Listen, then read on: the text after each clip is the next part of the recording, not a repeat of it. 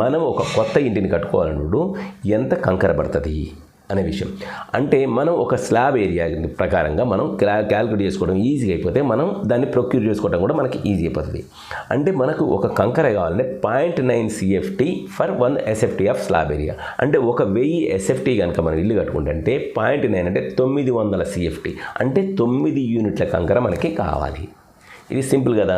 అంటే మనం ఒక 1000 SFT కట్టుకోవాలంటే మనకు 9 యూనిట్ల కంకర తెచ్చుకుంటే మనకు అన్నిటికీ సరిపోతుంది. బీములకి, ఫుటింగ్లకి, కాలాలకి, స్లాబ్కి అన్నిటికీ సరిపోతుంది అన్నట్టు.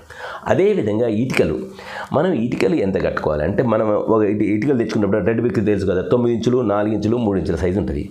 అవి కనుక మనం బయట గోడలు అంటే 9 ఇంచుల గోడలకైతే 8 ఇటుకలు పడతాయి అన్నట్టు. ఒక SFT స్లాబ్ ఏరియాకి 8 ఇటుకలు పడతాయి. అదే లోపల గోడలు అంటే బాత్రూమ్లు కానీ పార్టీషన్ వాల్స్ కడతాం కదా, 4.5 ఇంచెస్ వాళ్ళు అంటే రూమ్ స్పేస్లు కనుక మనం కంఫర్టబుల్గా ఉండడం కోసం మనం 4.5 ఇంచెస్ వాళ్ళు కడతా ఉంటాం.